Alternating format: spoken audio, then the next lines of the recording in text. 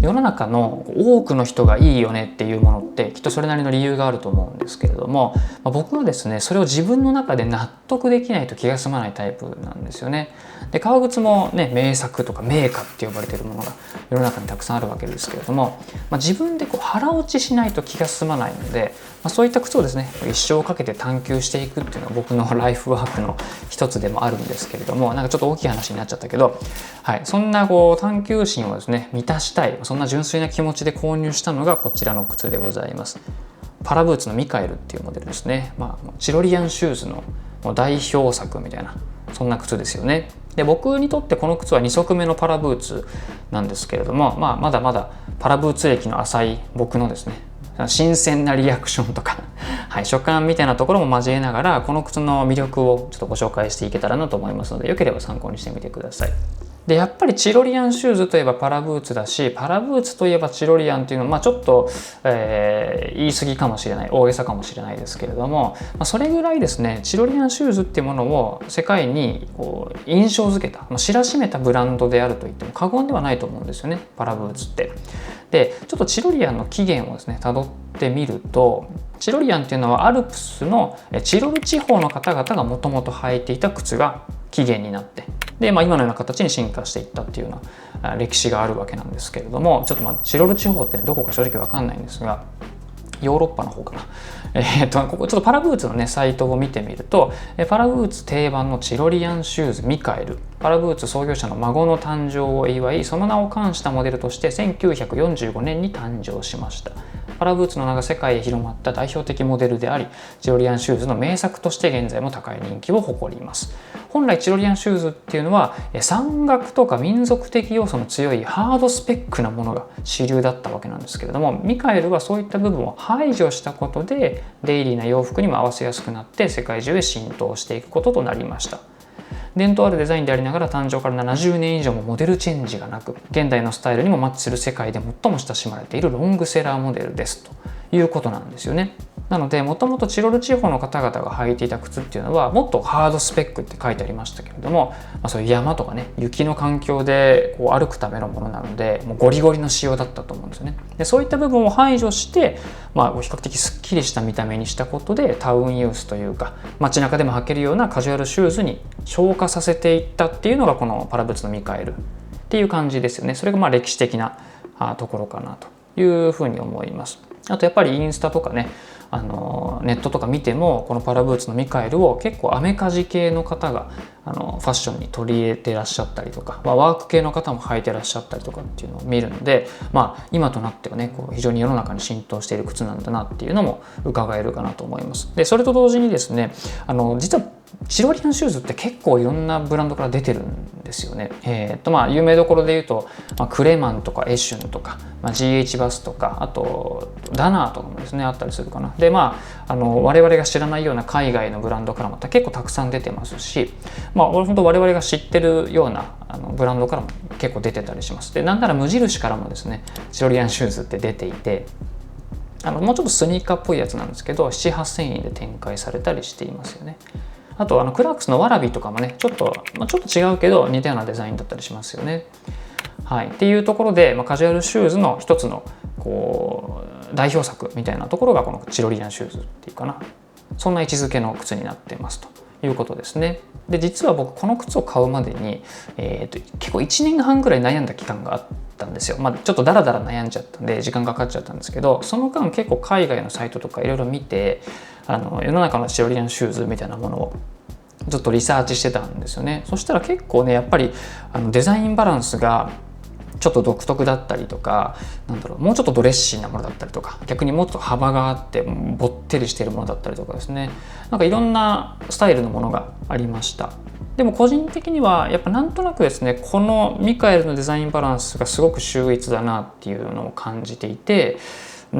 れは本当個人的な感覚なんでそうなのねぐらいに聞いていただければいいんですけれども、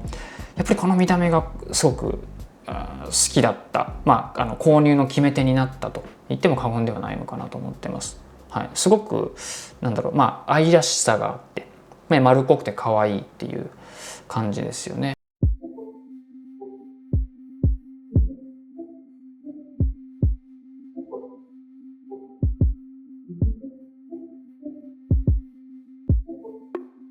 あとそれに加えてこの機能性みたいなところがすごくたっぷり盛り込まれているのがこの靴ですよね。はい。機能っていうのはつまり履き心地とか、例えば雨に強いとかね、そういう部分ですよね。でやっぱりねこのパラブーツを語る上で欠かせないのがこの底回りの仕様かなと思います。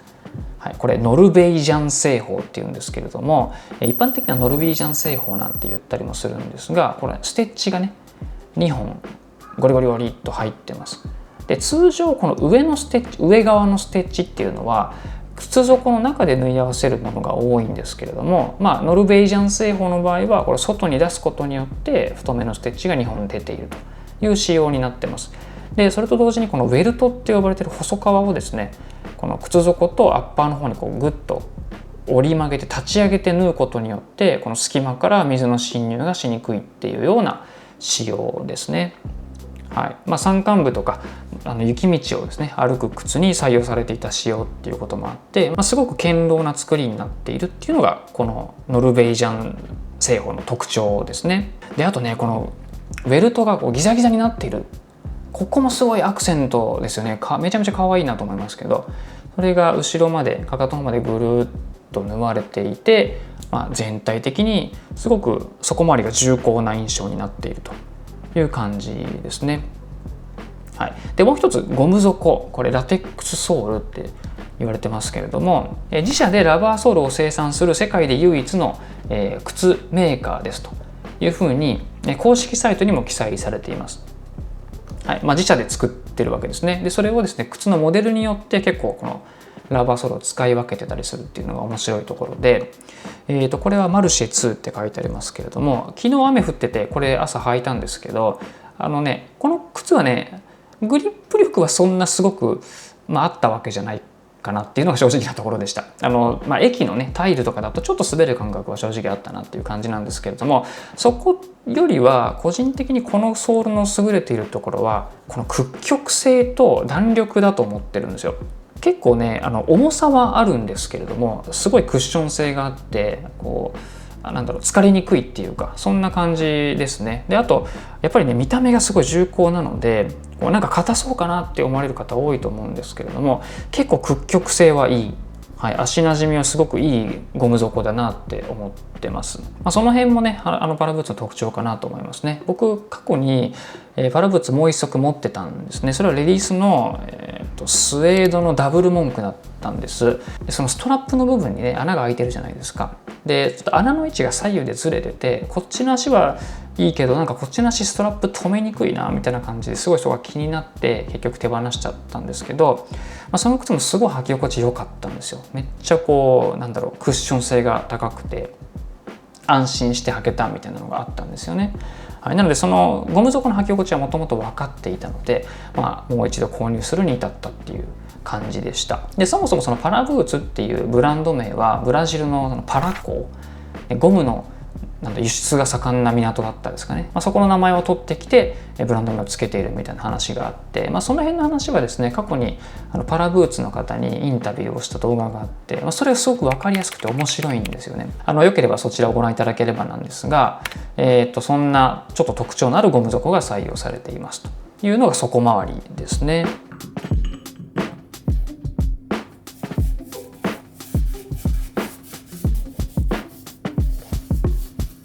でデザインですね、このチロリアンシューズと言われているデザインは一般的にはこのモカシンの衣装と2アイレット、靴ひも通す穴が2つ開いているっていうところが特徴になっています。でこのモカシンはですねのせモカというかかぶせモカって1枚革が乗ってるモカシンなんですよね。なので結構ねパッと見カジュアルな、見た目になっているっていうところが特徴で、実はこのアッパーだけ見ると結構シンプルなんですよね。ここはね結構ブリブリっと入ってるのでカジュアル感はありますけれども、実は結構すっきりした見た目なんですよ。ただそこに底回りが結構重厚なものがガンとついているので、全体的にすごくバランスがいいんじゃないかなって個人的には感じているところです。この見た目がすごい僕は可愛らしいな、愛らしいなって思ってるんですけれども、そんなデザインですね。で、ここで縫い合わせてるんだ。はい、でこれかかとのパーツになっているっていうことですね。であとね、このタンの部分、ここがちょっとベロンと折り返されて縫っているみたいな、取り付けられているみたいな感じですね。これベローズタンって言うんですけれども、実はプレメンテも何もせず履き下ろしをしまして、それでも全然痛くなかったんですけど、ちょっとねやっぱりまだ硬さがあるから、このタンの部分が足に当たるなっていう感覚はあるんですけど、これが馴染んでくるとですね、足を積み込んでくれるような履き心地が得られるんじゃないかなと。一般的にはそういうふうに言われてますよね。で僕実はもう一足チロリアンシューズ持ってるんですが、これも結構硬い革なんですが、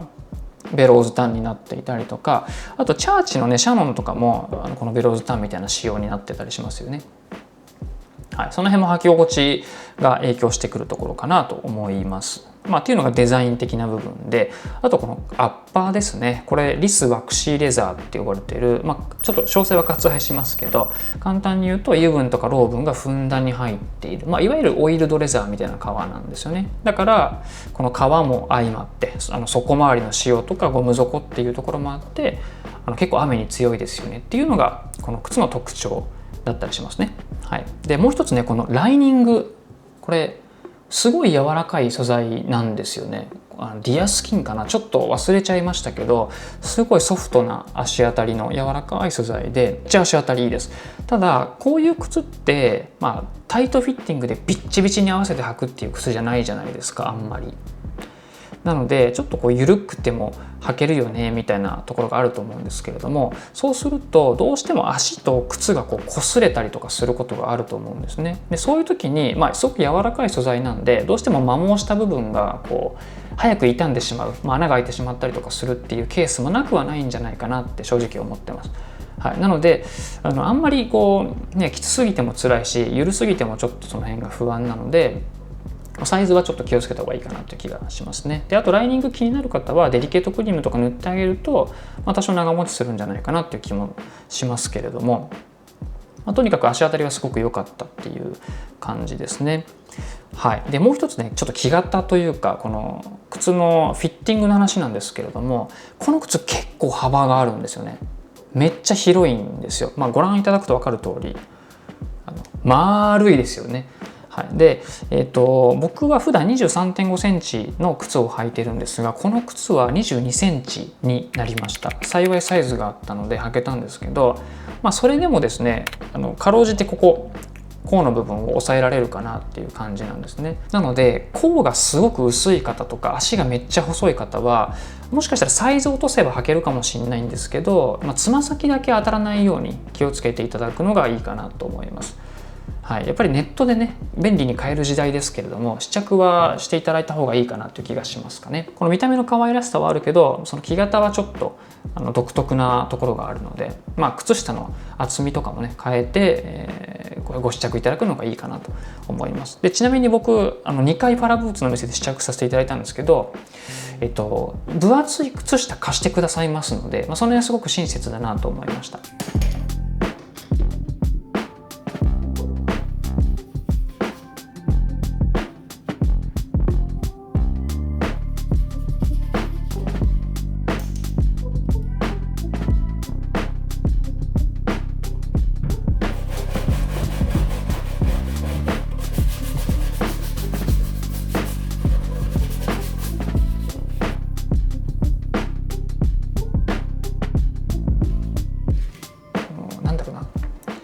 熱しやすく冷めやすいみたいなことありませんかね。例えば僕音楽でよくあるんですけど、この曲すごいキャッチーでかっこいいじゃんみたいな曲をリピートで何回も聴いてたらすごいすぐ飽きるみたいな。でも逆になんかちょっと違和感ある気持ち悪い曲だなっていう曲が案外耳に残ってて、それが大人になってもねずっと聴き続けてるみたいな曲とかってあったりするんですけれども、今回のミカエルは僕にとってその後者だったんですよね。圧倒的にちょっと機能的なこう魅力とかね、雨に強いっていうのはもちろん分かっていて、僕もずっと雨の日の靴増やしたいなと思ってたので、それで購入したんですけど、今はすごく買ってよかったなっていう気がしてます。徐々にこの靴の魅力がこう実感できているみたいな、スルメ靴って僕は勝手に呼んでるんですけど、この定番靴にスルメっていうのはすごく失礼なんですが、でもそんなこうじわじわ来る魅力があるなって僕は思ってます。であとね、やっぱりこのデザインバランスはこの70年以上モデルチェンジしてないっていうこととかもあって、なんかそんな歴史的な背景とかもあってね、そこにロマンを感じたりしますよね。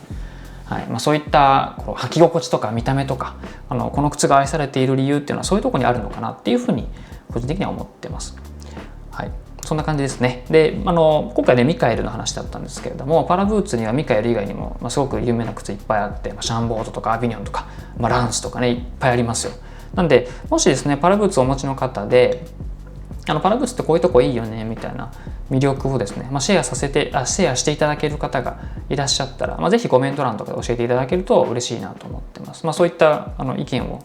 シェアできる場になったら嬉しいなと思っているので、ぜひ、よろしくお願いいたします。はい、ちょっと個人的な話もたっぷりで長くなりましたが、最後までご視聴いただきありがとうございました。それではまた次の動画でありがとうございました。